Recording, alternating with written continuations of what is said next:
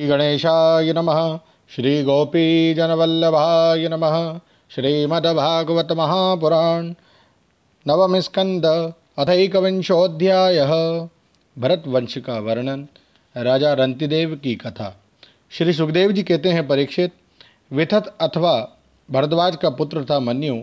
मन्यु के 5 पुत्र हुए, बृहच्छत्र, जय, महावीर, नर और गर्ग।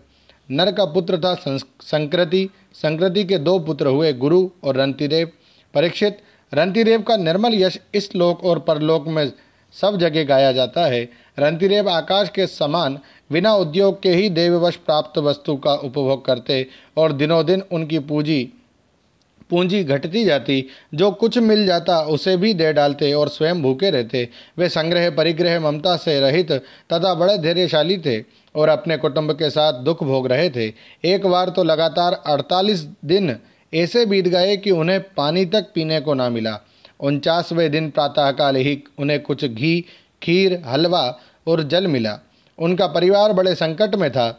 भूख और प्यास के मारे वे लोग काँप रहे थे। परंतु ज्यों ही उन लोगों ने भोजन करना चाहा, त्यों ही एक ब्राह्मण अतिथि के रूप में आ गया। रंतिदेव सब में श्री भगवान के ही दर्शन करते थे, अतएव उन्होंने बड़ी श्रद्धा से आदरपूर्वक उसी अन्न में से ब्राह्मण को भोजन कराया। ब्राह्मण देवता भोजन करके चले गए।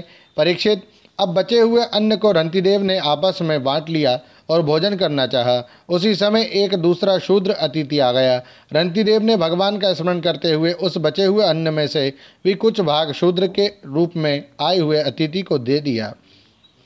जब शूद्र खा पीकर चला गया, तब कुत्तों को लिए हुए एक अतिथि आया। उसने कहा, राजन, मैं और मेरे ये कुत्ते भूखे हैं, हमें कुछ खाने को दीजिए। रंतिदेव ने अत्यंत आदर भाव से जो कुछ बच रहा था सब का सब उसे दे दिया और भगवान में होकर उन्होंने कुत्ते और कुत्तों के स्वामी के रूप में आए हुए भगवान को नमस्कार किया।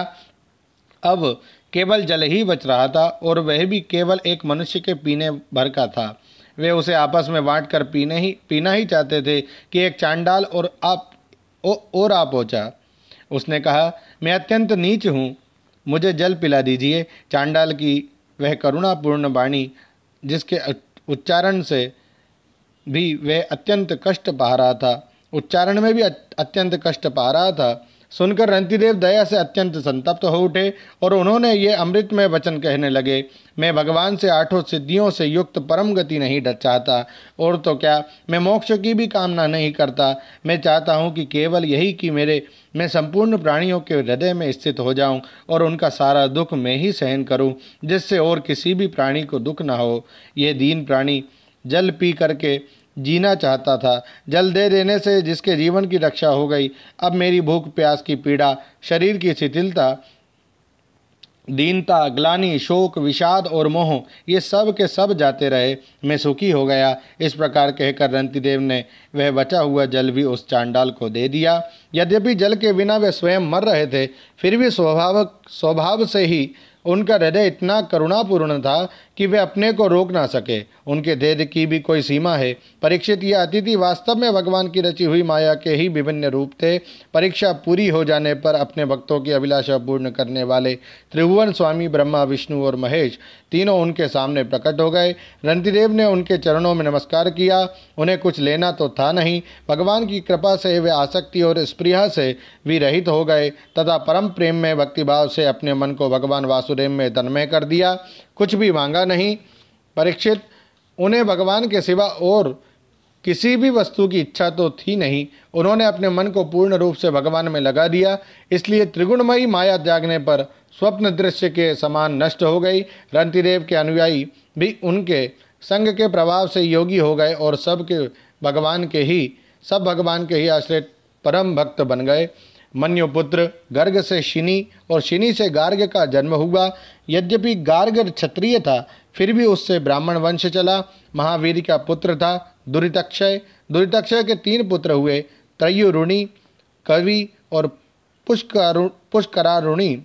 ये तीनों ब्राह्मण हो गए। बृहच्छत्र का पुत्र हुआ हस्ती, उसी ने हस्तिनापुर बसाया था। हस्ती के 3 पुत्र थे, अजमीढ़, द्विमीढ़ और पुरुमीढ़।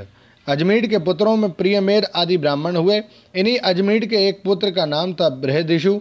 बृहदिषु का पुत्र हुआ बृहद्वनु।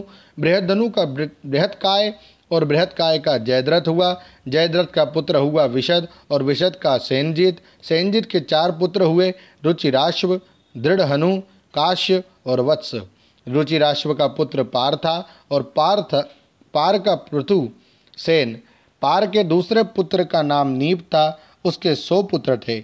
इसी नीप ने छायाशुक की कन्या कृत्वी से विवाह किया था। श्री सुखदेव जी असंग थे, पर वे वन जाते समय एक छाया शुक रच कर छोड़ गए थे।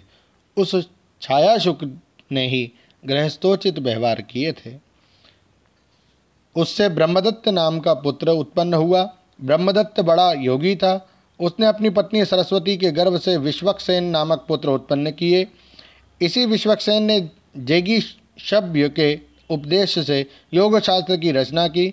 विश्वक्सेन का पुत्र था उदकस्वन और उदकस्वन का भल्लाद। ये सब बृहदिषु के वंशज हुए। द्विमीड का पुत्र था यविनर।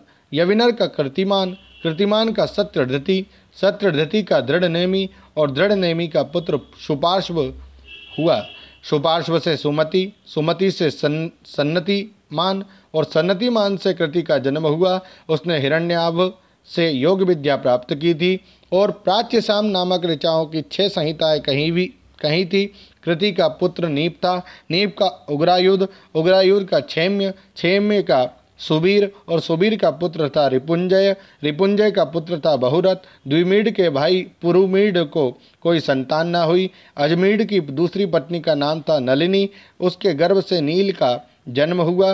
नील का शांति, शांति का सुशांति, सुशांति का पुरुज, पुरुज का अर्क और अर्क का पुत्र हुआ भर्म्याश्व। भर्म्याश्व के 5 पुत्र थे, मुद्गल, यमिनर, बृहदिषु, काम्पिल्य और संजय। परमाश्व ने कहा, ये मेरे पुत्र 5 देशों का शासन करने में समर्थ पंच अलम है, इसलिए ये पांचाल नाम से प्रसिद्ध हुए। इनमें मुद्गल से मोदगल्य नामक ब्राह्मण गोत्र की प्रवृत्ति हुई। भर्म्याश्व के पुत्र मुद्गल से यमज जुड़वा संतान हुई। उनमें पुत्र का नाम था दिवोदास और कन्या का अहल्या। अहल्या का विवाह महर्षि गौतम से हुआ। गौतम के पुत्र हुए शतानन। शतानन का पुत्र सत्यधृति था। वे धनुर्विद्या में अत्यंत निपुण था। सत्यधृति के पुत्र का नाम था शरद्वान। एक दिन उर्वशी को देखने से शरद्वान का वीर्य मूज की झाड़ पर गिर पड़ा। उससे एक शुभ लक्षण वाले पुत्र और पुत्री का जन्म हुआ। महाराज शंतनु की उस पर दृष्टि पड़ गई, क्योंकि वे उधर शिकार खेलने के लिए गए हुए थे। उन्होंने दयावश दोनों को उठा लिया। उनमें जो पुत्र था उसका नाम कृपाचार्य हुआ और जो कन्या थी उसका नाम हुआ कृपी। यही कृपी द्रोणाचार्य की पत्नी हुई।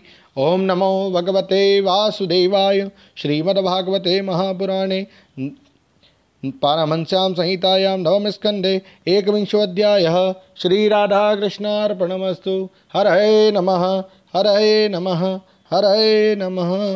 जय श्री कृष्ण।